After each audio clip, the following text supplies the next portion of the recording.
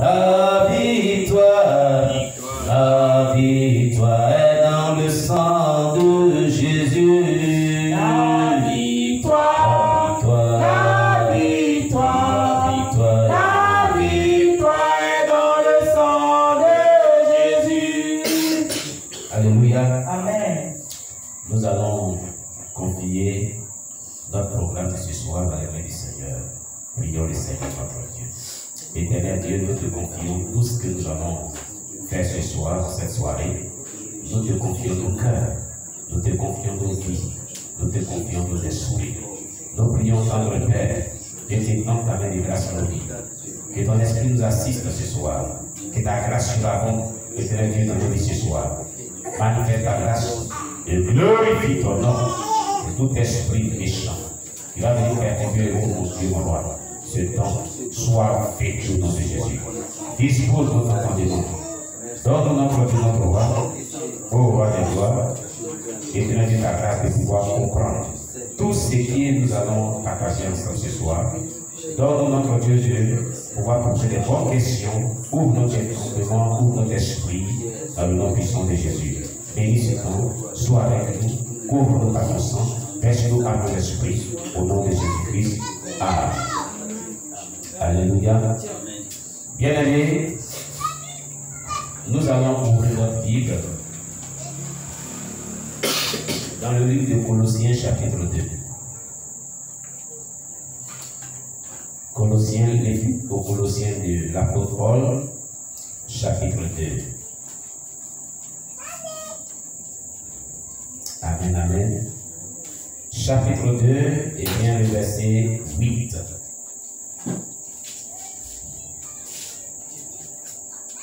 J'ai fait la lecture. Prenez garde que personne ne fasse de vous sa proie par la philosophie et par une vaine tromperie, s'appuyant sur la tradition des hommes, sur les rudiments du monde et non sur Christ. Amen. Bien-aimés, voici ce que nous déclare la parole de Dieu ce soir. Tout ce que vous allez entendre ce soir, au travers de la servante de Dieu, Maman Anastasie, tourne autour et est dans le contenu et bien de ce texte biblique. Que nous dit l'apôtre Paul dans Colossiens 2, verset 8? Dieu utilise son serviteur Paul pour nous mettre en garde, pour nous dire de faire attention. Que personne sur cette terre, peu importe qui il est, qui est cette personne, peu importe cette personne, son origine, ne fait de nous sa proie. Vous savez ce que c'est qu'une proie? Un prédateur, c'est un carnivore qui mange la chair. Jésus est en train de dire au travers de ce passage qu'il y a des personnes qui mangent des prochains, qui font des prochains leur proie sur le plan spirituel, comme on le disait hier, même sur le plan physique.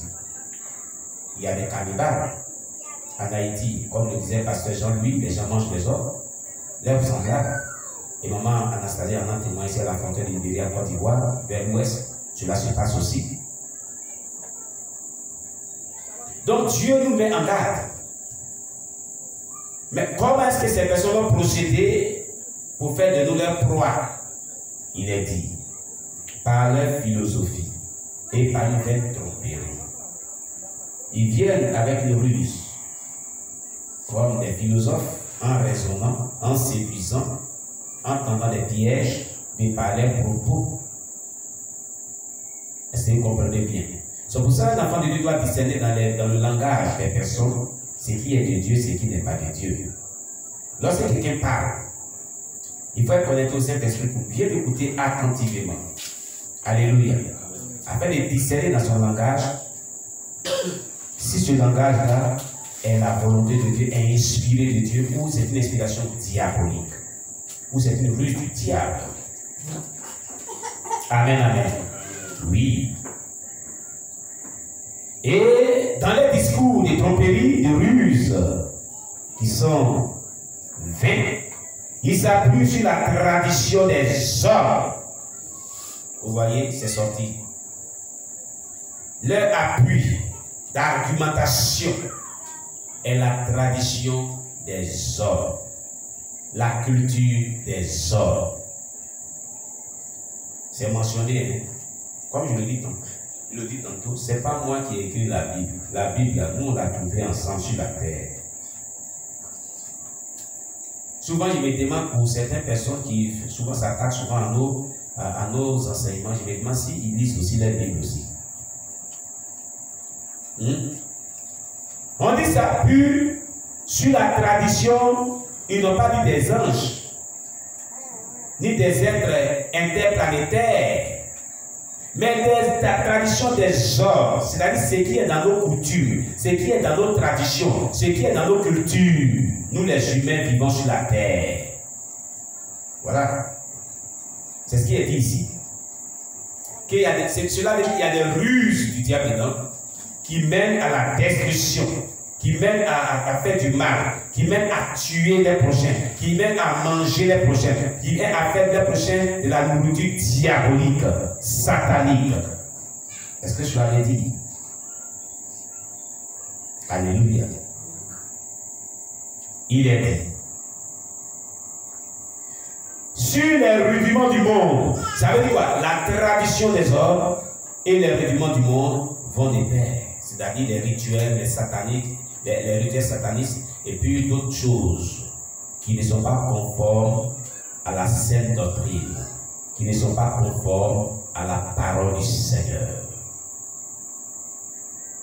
Des pratiques anti-bibliques. Alléluia. Il est dit, et non sur Christ. Donc toute tradition, toute culture qui n'a pas vraiment son appui sur le fondement de la parole qui est Christ, la pierre angulaire, qui n'a pas ses traces bibliquement prouvées, est du diable. C'est ce que nous voulons faire comprendre aux gens.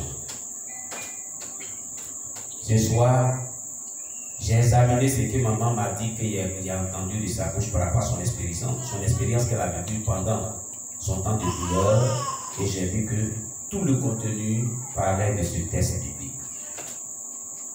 Alléluia. Faisons beaucoup attention.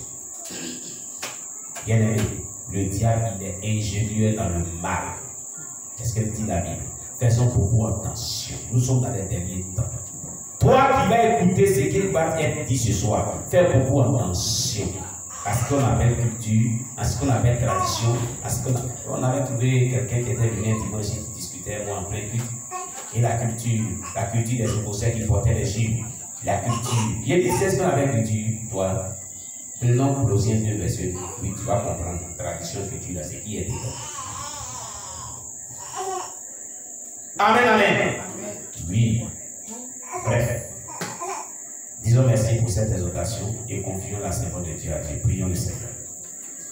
Merci Jésus-Christ pour cette exhortation que nous venons de recevoir de toi. Nous te disons merci. Nous te recommandons ta servante. Nous te confions maintenant ce temps précieux que tu as vraiment proclamé toi-même depuis longtemps et qui est parvenu à notre vie maintenant. Nous prions notre Dieu que tu ouvres notre entendement spirituel. Donne-nous la connaissance, la compréhension de ce que nous allons entendre ce soir, au nom de Jésus-Christ. Amen. Alors, sous vos ovations, nous allons recevoir Maman Anastasie. On acclame le Seigneur Jésus-Christ. On acclame le Seigneur Jésus-Christ pour notre maman, la servante de Dieu, jusqu'à ce qu'elle vienne ici, pour que nous puissions la recevoir. Alléluia. Merci, maman. Merci. Merci pour ta présence à nos côtés. Voilà, vous qui êtes à la voyez bien la caméra, voilà. Maman. On va voilà. Sois béni, maman. Amen. Soyez béni également, pasteur. Alors, quand il m'a dit à l'église à laquelle tu es habitué. Ah oui, un peu oui. Voilà. Et comment se passe ton séjour? Oh, tout va bien. Amen. Amen. Que Dieu soit loué. Amen.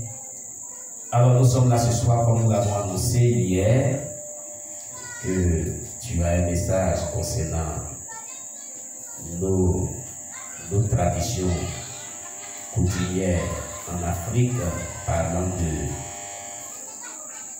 véritablement parlant, je dirais, de nos cultures coutumières, parlant de comment on fait le vivage, comment on enterre les gens en Afrique, la dot et bien d'autres choses, les ruses du diable qui sont derrière. Par rapport à ce que tu as vécu, il y a de cela quelques semaines en arrière. Nous t'écoutons. Nous te laissons toute la place. Que le Seigneur nous bénisse. Amen. Et que sa grâce repose sur nous. Alléluia. Je crois que déjà plusieurs les connaissent, même si c'est aujourd'hui qu'ils découvrent ce visage. Oui. Mais plusieurs le connaissent déjà de nous. Et mon nom à l'état civil, c'est mon nom de jeune fille, Kapamboye Fon Anastasie, épouse Sungalo. Et je suis une chrétienne, l'église baptiste Révolution internationale. Je suis Tabanan. Disons que les Tabanans sont au nord-est de la Côte d'Ivoire. Donc je suis Tabanan. Je viens de la grande région de Katiola, qui est située à une cinquantaine de kilomètres de Boaké. Et ce soir, je voudrais rendre ce témoignage pour dire encore une fois de plus combien de fois l'Éternel aime ses enfants que nous sommes et combien de fois il intervient lorsque nous vivons une intimité avec lui. Il faut dire que, étant marié à mon défunt époux, M. Sungalo Ouattara, qui n'est plus de ce monde, qui nous a précédés, et depuis 1990, il avait piqué pour la toute première fois une crise d'hypertension. Et les médecins vont m'appeler et me dire que ton mari est malade, que désormais il fait partie des hypertendus en Côte d'Ivoire. Et lorsqu'on parle des hypertendus, alors il fait partie parce que sa tension était montée jusqu'à 26. Et puis après, il y a eu d'autres crises, il y a eu plusieurs petites crises, mais les grandes crises, il y a eu jusqu'à 4 ans. Et c'est à la 4e crise qu'il n'a pas pu survivre. Donc la tension montait jusqu'à 26. Et souvent, si on avait la grâce, la tension montait jusqu'à 25, soit 24. Mais c'était la première fois qu'il avait une tension moins élevée, c'est-à-dire 22. Et donc, l'année passée, 2020, il faisait 30 ans qu'il était hypertendu. Et le 17 août, précisément, le 17 août, il a piqué une crise. Et ce jour-là, après le culte de revoir de notre pasteur sortant, je l'ai laissé au temps que je suis parti en visite. Il va envoyer un enfant m'appeler. Quand je suis arrivé, il va me dire que je ne prends pas bien, que je ne pouvais plus prendre l'engin, la moto et venir à la maison. Et c'est quelqu'un qui m'a conduit à la maison, voilà pourquoi j'ai envoyé l'enfant t'appeler. J'ai dit bon que nous allons contrôler la tension. Et quand j'ai pris le tensiomètre, nous avons contrôlé, la tension était montée jusqu'à 22. Et j'ai dit que tu as vu, la tension est montée jusqu'à 22, c'est pas bon. Donc nous devons partir à l'hôpital. Et c'est ainsi que j'ai appelé un de l'office qui est venu à notre secours. et qui l'a conduit à l'hôpital. Nous sommes allés ensemble et nous l'avons conduit à l'hôpital. Et le surlendemain, c'était la même chose parce qu'ils ont fait un traitement pour lui permettre de perdre suffisamment de quantité de sel dans les urines et autres. Donc le lendemain, on devait partir encore à l'hôpital. Les médecins avaient recommandé de le prendre, de ne pas le laisser marcher. Et c'est lorsque nous sortions de la maison, de la procession, qu'il a dit, laissez-moi, je vais marcher. Donc on l'a déposé, il était à 1 ou 2 mètres de la moto. Il a commencé par crier victoire. Il a dit victoire, victoire, j'ai gagné. Je suis miracle, j'ai gagné. Et le frère qui était à côté a dit, c'est normal que parce que tu es une sentinelle. Et les sentinelles sont ceux qui prient pour les autres. Tu ne peux pas prier pour les autres et puis toi ne pas être victorieux. Une sentinelle est toujours victorieuse. Bon, moi, je n'avais pas compris ce message. Et ça, c'était le lundi. Mais il faut dire que le vendredi, cet homme-là va me faire asseoir avant la crise pour me dire que j'ai prié que depuis le mercredi nuit, je n'ai pas dormi. Mercredi, jeudi, vendredi, je n'ai pas dormi. J'ai prié et j'ai demandé 2 choses à l'Éternel. Et j'ai demandé, qu'est-ce que tu as demandé à l'Éternel? Parce que moi, je venais d'un programme avec les femmes. J'ai eu plusieurs programmes pendant les vacances. Des programmes avec la jeunesse, les enfants, au lieu des colonies de vacances. Et puis des programmes avec les femmes aussi, pour maintenir l'église en éveil. Et quand il dit que j'ai demandé à Dieu que notre dernière avait passé le bac, j'ai demandé à Dieu que notre dernière ait le bac. Tous mes autres fils ont le bac, et je veux aussi que la dernière ait le bac afin que nous puissions rendre témoignage. Parce que la dernière était mongolienne, et les médecins avaient dit qu'elle ne pouvait pas réfléchir, que ce n'était pas la peine de même l'inscrire à l'école, que ce n'était pas la peine, qu'elle ne pouvait même pas réussir. Mais l'Éternel a pourvu, et cette année, elle a eu son baccalauréat. On dit qu'avec Dieu, nous faisons toujours des espoirs. Amen, amen, amen. Et bien aimé, ce jour-là, il va me dire que j'ai demandé à l'Éternel que notre fille ait le bac. Et qu'en plus du bac, j'ai demandé à ce que l'Éternel fasse quelque chose concernant ma santé. Et Dieu m'a dit que notre fille